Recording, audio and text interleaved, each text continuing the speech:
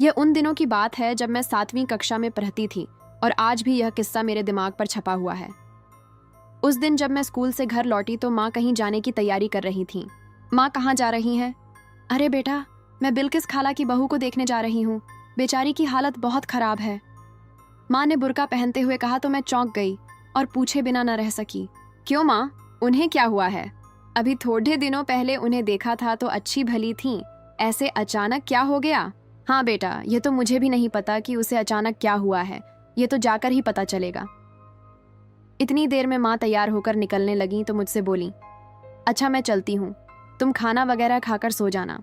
जी माँ, खुदा हाफिज, मैंने कहा और माँ के जाने के बाद दरवाज़ा बंद करके अंदर आ गई। मैं शाम को उठकर अभी असर की नमाज पढ़ ही रही थी कि माँ आ गईं। दीदी ने माँ को चाय बनाकर दी और मैं उत्सुकता के कारण माँ के पास जा बैठी। दीदी भी शायद हालात जानने को बेचैन थीं, इसलिए काम काज छोड़कर वहीं आ बैठी और बात शुरू की। अब कैसी तबीयत है माँ नूरिन भाभी की? मेरे कान खड्डे हो गए। अरे बेटा मत पूछो, बहुत बुरी हालत है बेचारी की। कितनी तंदुरुस्त थी ना, और अब देखो पीली भी हो रही है। चेहरा फीका पड्डी आज गया है और आंखों के आसपास गहरे घेरे पड्डी आज गए हैं। किसी की नजर लग गई है उसे तो। माँ ने दुख से कहा। लेकिन ऐसा क्या हो गया माँ उन्हें कि एक हफ्ते में उनका यह हाल हो गया? मैंने पूछा। मैं असल में पूरी बात जानना चाह रही थी।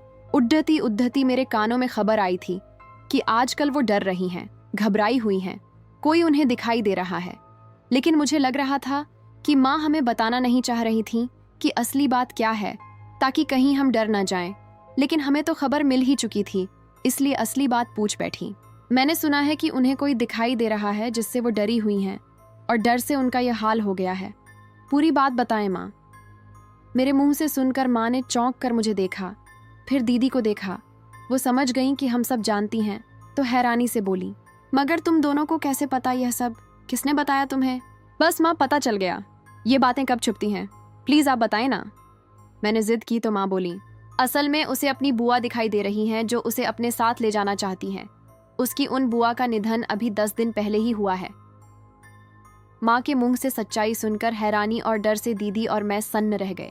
मतलब उन्हें अपनी बुआ की आत्मा दिखाई दे रही है? मेरे मुंह से कांपती हुई आवाज निकली। हाँ, माँ ने हाँ कर दी। अब इससे आगे की कहानी नूरिन भाभी की जुबानी सुनिए। मैं एक तंदुरुस्त और जवान शादीशुदा औरत हूँ। मेरे 3 बच्चे हैं, भरा पूरा ससुराल है और मैं एक बहुत ही खुशहाल जिंदगी जी रही हूँ।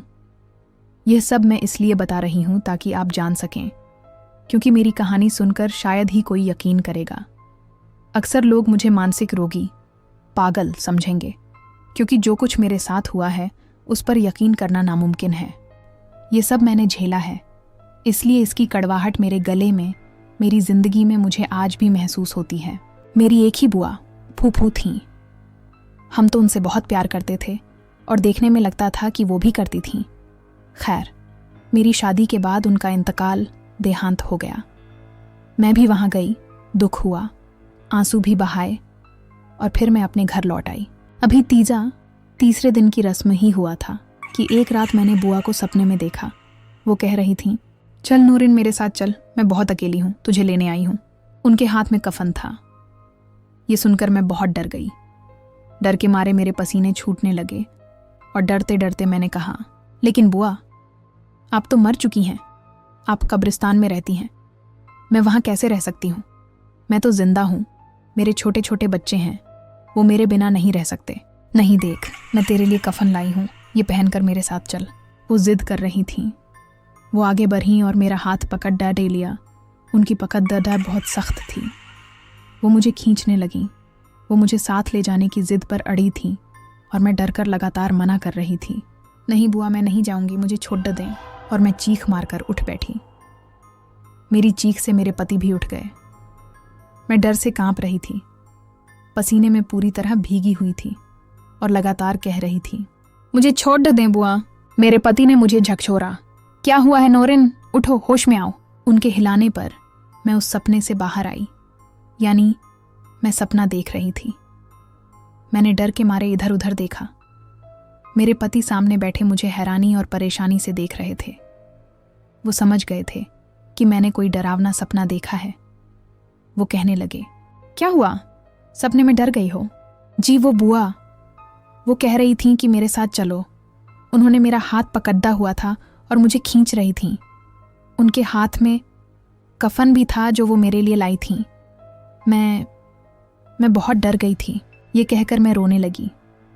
मेरे पति ने मुझे तसल्ली दी कि वो सिर्फ एक सपना था, ऐसा कुछ नहीं है। फिर उन्होंने मुझे पानी पिलाया और सुलाने के लिए लिटा दिया। मैं चुपचाप लेट गई, लेकिन फिर सारी रात सो नहीं सकी। ऐसा लगता था कि जैसे ही आंखें बंद करूंगी तो बुआ कफन लेकर आ जाएंगी। मैं सारी रात जागती रही और डरती रही और डरती। इसके बाद तो यह सिलसिला शुरू हो गया। मैं जैसे ही सोने के लिए लेटती, दिन हो या रात, मुझे बुआ कफन लिए दिखाई देती और मैं डर से चीखती हुई जाग जाती। लेकिन उठने के बाद भी मैं रोती रहती। मेरे दिमाग और दिल में गहरा डर बैठ गया।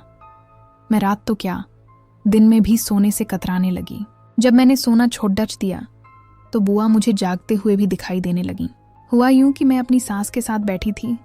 वो मुझे समझा रही थी, बेटा यह तुम्हारा वहम है, वो सिर्फ एक सपना था, ऐसा कुछ असलियत में नहीं हो सकता। उन्होंने अपने ही तख्त बिस्तर पर मुझे लिटा दिया और खुद नमाज पढ़ने लगी। मैंने सुकून से आंखें बंद कर लीं। आंखें बंद करते ही अचानक बुआ कफन लिया धमकी और बोली, मेरे साथ चलो। मैंने फौरन आंखें खोल दी और उठ बैठी। सास नमाज पढ़ रही थी। मैंने डरते डरते दरवाजे की तरफ जो देखा तो मेरी जान ही निकल गई। बुआ सामने ही खड़ी थी और हमेशा की तरह कफन उनके हाथ में था। उनकी आंखें पत्थराई हुई थीं। वो मेरे बहुत करीब आ गईं। उनके कफन से उठती कपूर की महक मेरी नाक से टकराई और उन्होंने मेरा हाथ पकड़ दाच लिया। उनकी पकड़दाच बहुत सख्त थी और तभी मेरे गले से एक दिल दहला देने वाली चीख निकली। उसी वक्त मेरी सास ने सलाम फेरा, नमाज पूरी की। मैं बुआ से अपना हाथ छुद्धा रही थी और रोते हुए कह रही थी, मुझे छोड़ दें बुआ, मुझे आपके साथ नहीं जाना। और बुआ जिद पर अड्डी थीं, नहीं, मैं तेरे लिए कफन लाई हूँ, तुझे मेरे साथ चलना ही होगा, चल मेरे साथ। मेरी सास को तो जाहिर है बुआ दिखाई नहीं दे रही थी, लेकिन फिर भी वो सारी हालत समझ गईं। वो आगे बढ़कर मुझ पर कुछ पर कर फूंकने लगी। अचानक बुआ ने झटके से मेरा हाथ छोड़ दिया और मैं अपनी सांस से लिपटकर रोने लगी। उन्होंने कुछ देर मुझे रोने दिया, फिर पूछा, क्या हुआ था? वो बुआ मुझे साथ ले जाने आई थीं। उनके हाथ में कफन भी था। वो मेरा हाथ पकड़कर खींच रही थीं। मैं रोते रोते बताने लगी। अचानक मेरी नज़र मेरे हाथ पर पड़ी। वहाँ बुआ की उंगलियों के निशान थे। मैंने फौरन अपनी सास को दिखाया, ये देखें माँ, मेरे हाथ पर बुआ की पकड़दाच कितनी सख्त थी। मेरा हाथ देखकर मेरी सास को यकीन आ गया कि मैं सच कह रही हूँ। वो बोली, अगर ऐसा है तो फिर हालत खतरनाक है, हमें फौरन कुछ करना पड़ेगा वरना। उन्होंने बात अधूरी छोड़ दी और मेरे पति को फ़ोन करके फौरन घर आने को कहा। मेरे पति काम पर थे, लेकिन मेरी तरफ से फिक्रमंद, चिंतित थे। फौरन ही आ पहुँचे। मेरी सास ने सारी बात मेरे पति को बताई। सुनकर मेरे पति भी परेशान हो गए और बोले, अब हम क्या करें माँ? बेटा, तुम किसी अच्छे आमिल बाबा तांत्रिक को ढूंढ कर लाओ, अब हम और इंतज़ार नहीं कर सकते। फिर मेरे पति मुझसे मुखातिब हुए, मेरी तरफ बोले, नूरिन सब ठीक हो जाएगा, तुम परेशान मत हो, मैं अभी इसी काम के लिए निकल रहा हूँ, अल्लाह पर भरोसा रखो। खालिद प्लीज़ कुछ करें, मुझे लगता है कि मैं मर जाऊंगी। मेरे पति मुझे तसल्ली देते हुए बाहर निकल गए। लगभग शाम 5 बजे मेरे पति आमिल साहब को लेकर आ गए। आमिल साहब को देखकर मेरी जान में जान आई। वो एक नूरानी चेहरे वाले, दाढ़ी वाले बुजुर्ग थे। मैं दुपट्टा सिर पर ओढ़कर एक तरफ बैठ गई। उन्होंने आते ही पानी पर दम करके, मंत्र पढ़कर मुझे पिलाया। एक तावीज़ मोमजामी करके सुरक्षित कवर में मेरे गले में डाला। इसके बाद एक तावीज़ और राई के कुछ दाने पढ़कर मेरे पति को देते हुए बोले, यह तावीज़ अपने घर के मुख्य दरवाजे के पास ज़मीन खोदकर दबा दो और यह राई के दाने अपनी गली में और अपने दरवाजे के बाहर डाल दो। इंशा अल्लाह कृपा होगी। मेरे पति ने उनके हाथ से दोनों चीज़ें लेकर उनके बताए अनुसार काम किया। फिर बाबा जी ने मेरे सिर पर हाथ रखकर मुझ पर दम किया, जिससे मुझे बेहद सुकून मिला। फिर वो मुझसे बोले, बेटी आज से बेफिक्र होकर सोना, कोई तुम्हें तंग नहीं करेगा।